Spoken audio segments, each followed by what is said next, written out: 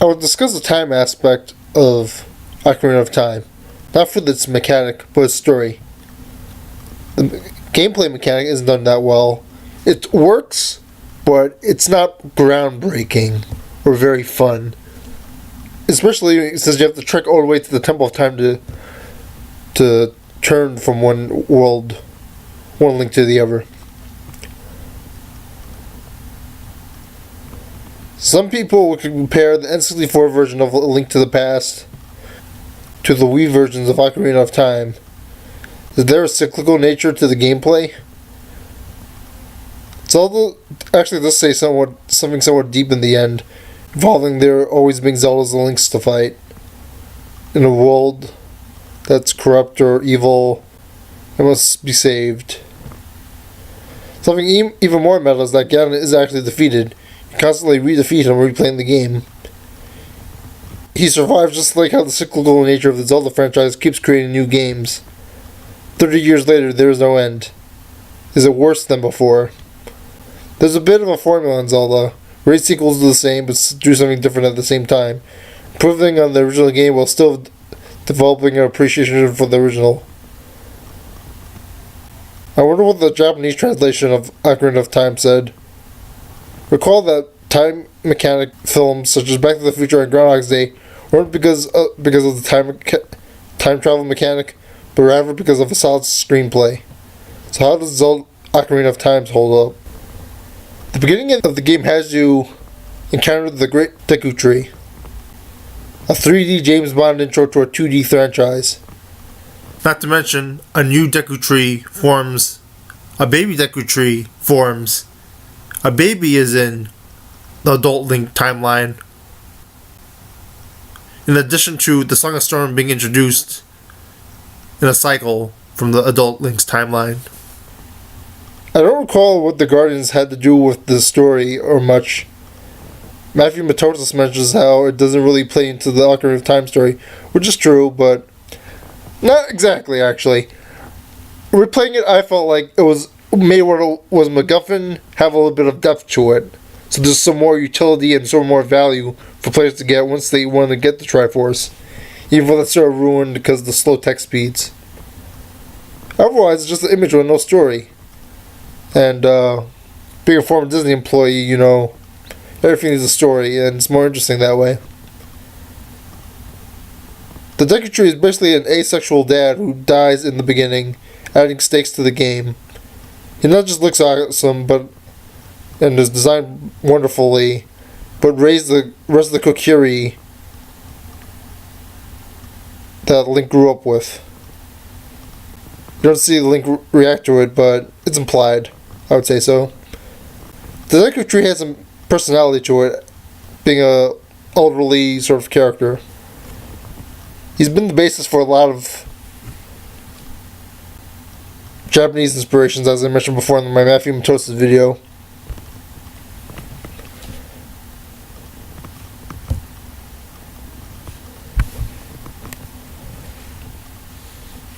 The Hylian storyline sort of has to do with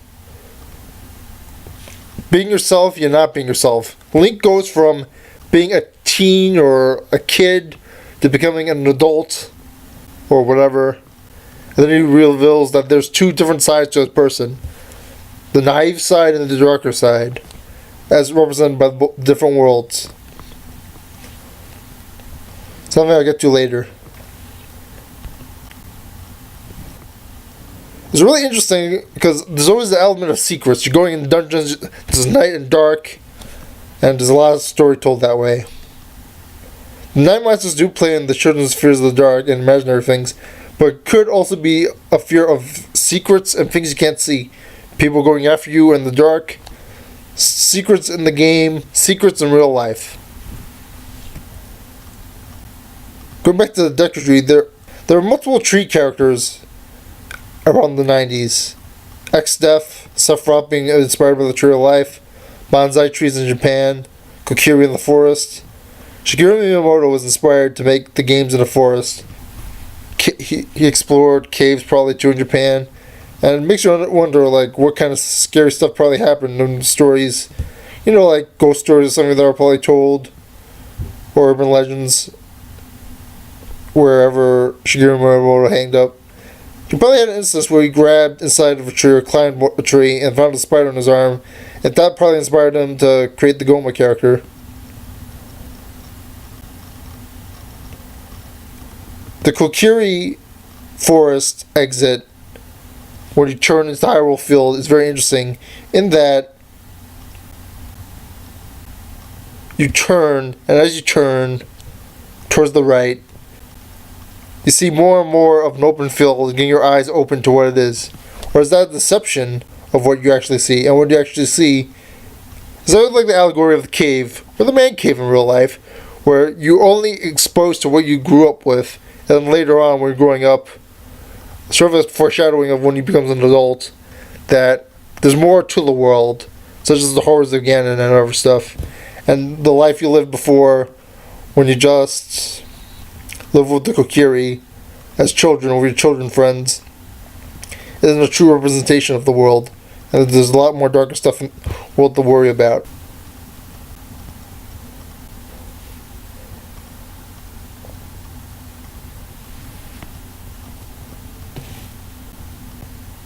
The Dango Cave represents how famine is a part of the world with the Gorons, even though it's not really, who cares, as mentioned by Egoraptor.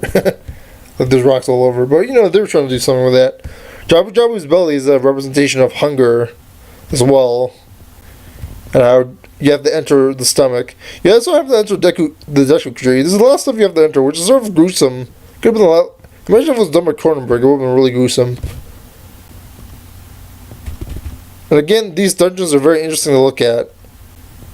Jabu Jabu, I felt, was interesting to look at, but wasn't really designed that interestingly. It had aesthetics with the doors and switches, but otherwise didn't really do anything interesting gameplay-wise, in my opinion.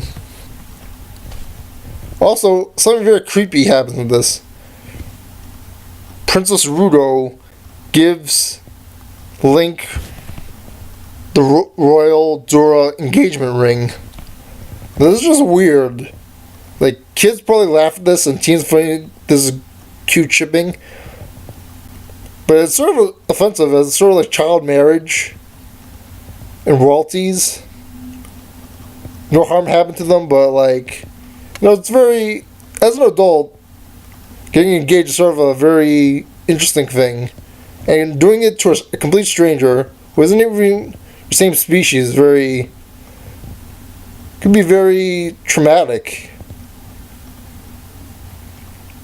I don't know what you think about it, but that's my thoughts on it, reliving it. Really dark story, don't you think? A lot of time passes when the Triforce happens. It's sort of interesting, like you travel and there's secrets and exploration, and you have a dream in the beginning and that makes you go to that place. It sort of has like a destiny, like hero's journey feel to it. However, there's also elements of, feels like the Matrix even. And the stages are sort of like the Jedi. Hopefully I'm not tangenting too much, but it's sort of interesting. The multiple lore that could have, like, the Matrix came after, but like the allegory of the cave was definitely a big deal for a while. I felt like that was interesting done. The Light Sage is sort of a cool character, even though you just know him and whatever. But he introduces you to this whole world, so it's a good way to create a new character. The Forest Dungeon eye switches were very interesting. And it really had this creepy feel that the Spirit Temple gave you. Like, it wasn't just, like, you start in the Kokiri Forest, which is this green color, and then it's like this muddy, creepy music version of the Kokiri Forest, which added to it. That's pretty close to the Kokiri, so you wonder how they survive. Phantom Ganon is one of the most memorable bosses of all time. It's sort of like, it's very interesting how 3D is sort of a shift, and they want more cinematic. Like, I don't know if Shigeru Miyamoto or Nintendo had the story, But like you always hear the story about the Great Train Robbery and how everyone ducked. Like I heard this from Hugo. Everybody ducked when they saw the train because they thought the train was going to come out of the screen. But they just weren't used to that 2D image going towards them. Even though it's like so recognized now by humans now. Sorta's setup for part 2 was interesting. I'll get back to that later. Like, that was one of the most memorable characters in my opinion. I'll get to it at the end of the article. The medallion sort of worked like the Bomber's Notebook, giving the players memories of the game, adding a little bit of personality to it. Although in Ocarina of Time it's a bit linear, and it's the main quest, so it's understandable, but still I would have liked a little bit of open-endedness and exploration to it.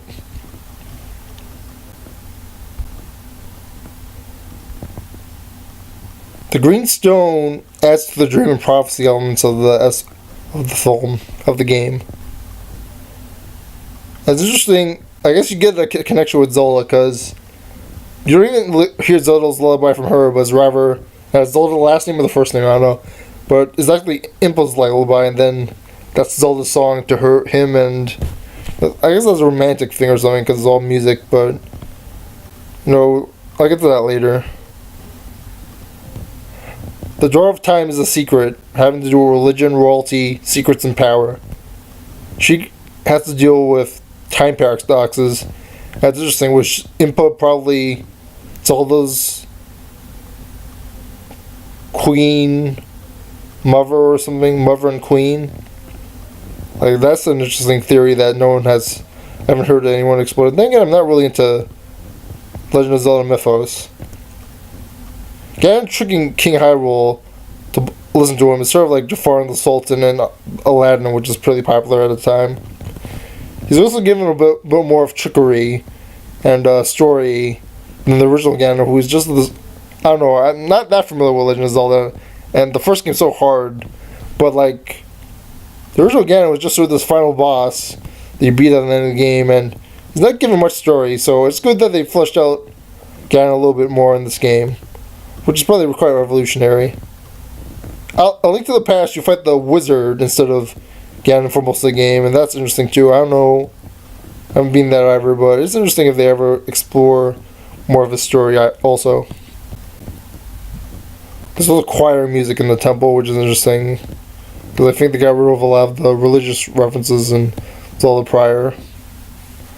Oh, that cuckoo. I'll tell you about that later.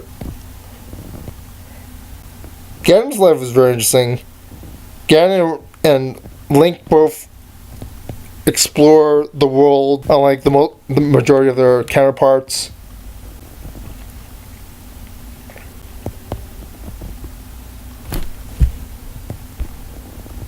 It would have been interesting if Kid Link and Adult Link both fought together to beat Ganon. The fire mini-boss in the Fire Temple in the second half is pretty cool. Quite beautiful, it tries to kill you. I was slightly underestimated in the creation of more detailed 3D. In my opinion, at least. It looked pretty cool, even though it's probably not that complicated of a boss. It's a marvel saving a kingdom rather than stopping Ganon. A bit of a tale of nature and the downfall of a race. If you don't believe in my story about the metagame, you can definitely admit the darkness of the tale of the Gerudos. Either the race is extinct, or possibly another Ganon may form at the end of Ocarina of Time. And a bit of a Hayao Miyazaki nature. Sheik is actually revealed to be this really kick-ass character at the end of the game. There's something else I think Nintendo had in mind for that story trick. Like I mentioned before, young Link, or maybe just an even a more adult Link, or the same Link, or something else they probably going to do. But they probably didn't want to do it that crazy, due to bad feedback during tests or something. It was basically a Metal Gear Solid plot, considering like there wasn't too many changes or plots at the time prior in the NES era. But, interesting stuff. The ending sort of doesn't match, since The Legend of Zelda, as Zelda sacrifices herself as a way to forgive herself for letting such a terrible thing happen to the kingdom. It adds a bit of personality to her, and it pays off early on when she worries about the fate of her parents and stuff. requesting Link to find out more about Ganon, or whatever Link's quest is. The word feminist character is normally associated with a lot of bad things now, which is debatable, but still. But I think it should just debate. Everyone's going to hiss at me for using the term, but yeah, Zelda's a good feminist character. She's a good female role model, has strengths and vulnerabilities, responsible, wants to save people, wants to be responsible and rule over a kingdom and make sure there's peace, wants to be a good princess, leader, queen, whichever. She's a good character. In contrast, though, I think Sorta grew up with Link, and if you speed around the game, what do you really care about Zelda when you spend all this time with Sorta your whole life and bothering Mito the whole time? Although Link's premonition and dream could be an interesting thematic device as to how humans dreaming about others work.